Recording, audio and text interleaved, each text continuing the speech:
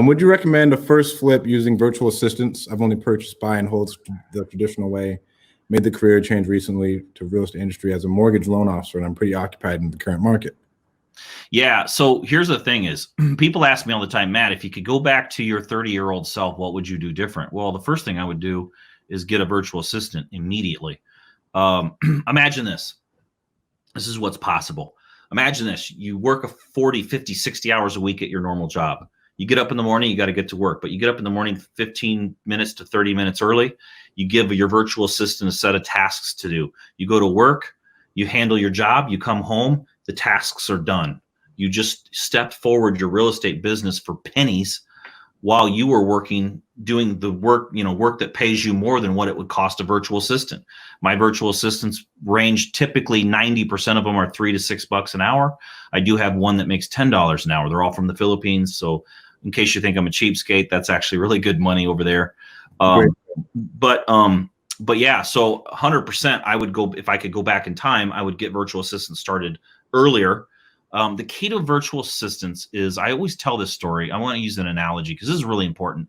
I talk to people all the time. In fact, I had a guy call me like 3-4 weeks ago, and he was like, Matt, I hear you talking about virtual assistants. He called me on at 6:30 in the morning on a Saturday, like a covert phone call.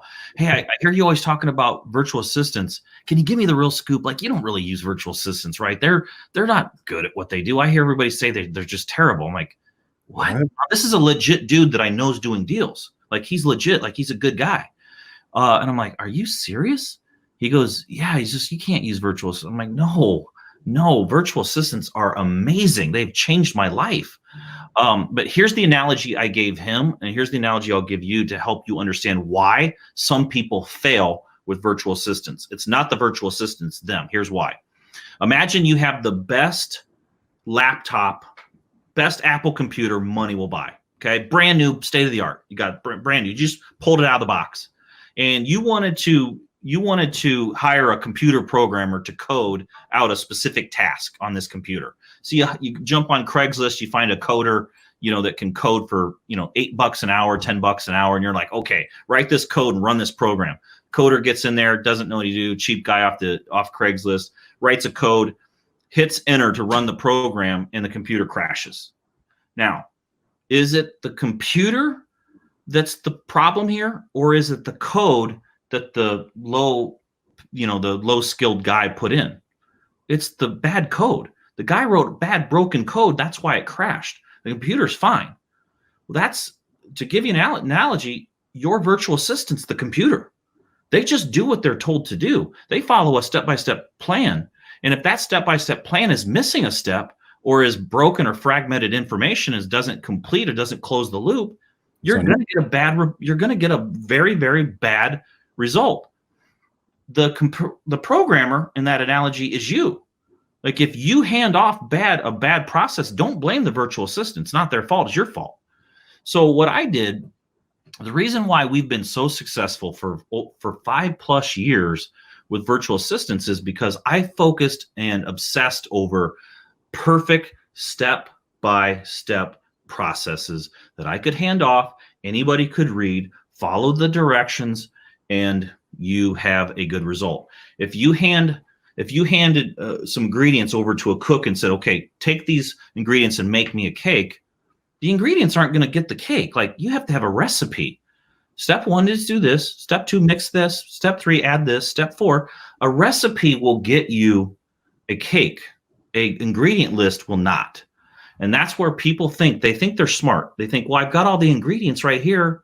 I'll just tell them, hey, go do these things and let me know how it works out. No, it doesn't work that. You have to take the time, do it right, create a step-by-step process, and make that work. And that's what, as kind of has how it worked out for me.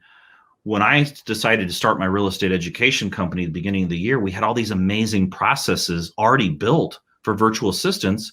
And I was like, what could I sell? Like, what? Everybody has a wholesaling course, and I do too, but it's like, okay, everybody has that. But what really triggered it was I was looking around one day, and I'm a big education guy.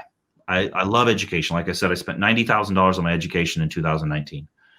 And I started Googling, like I wanted to go deeper with virtual assistant. I knew I was really good with virtual assistants, but I'm like, I wonder if somebody's better. Like, so I'm Googling, trying to find like information I can buy about how to make my virtual assistants better and more powerful.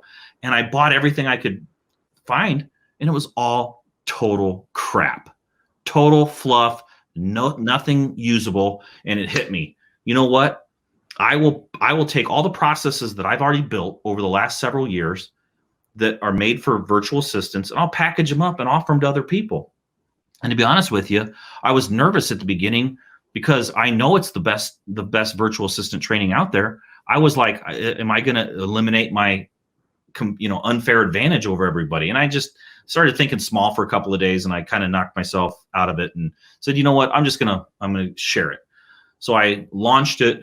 I had some high level people buy my stuff, and I was actually kind of nervous because I'm like, man, is this stuff really that good? Like, this guy's doing, the guy that, one of these guys is doing 25 deals a month, and he buys my stuff, and he freaking sends me a message like, dude, this is unbelievable.